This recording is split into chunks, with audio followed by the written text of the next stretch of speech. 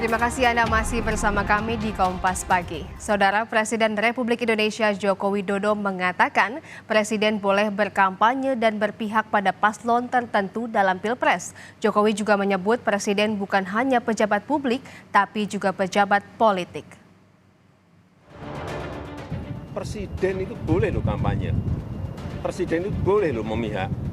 Yang paling penting waktu kampanye tidak boleh menggunakan fasilitas negara.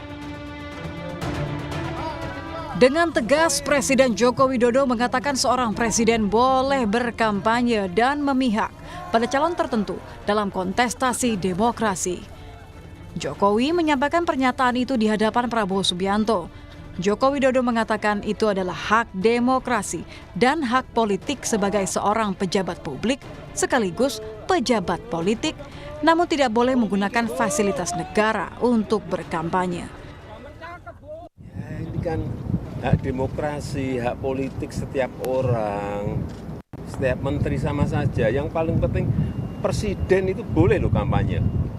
Presiden itu boleh loh memihak.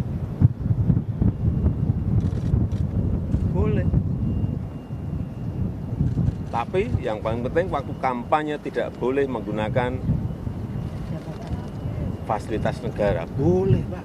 Kita ini kan pejabat publik sekaligus pejabat politik. Masa gini nggak boleh berpolitik, nggak boleh. Menteri juga boleh. Di sisi lain, Jokowi kerap menekankan agar ASN menjaga netralitas dan tidak memihak kepada salah satu pasangan calon presiden dan calon wakil presiden pada Pilpres 2024. Dan juga saya minta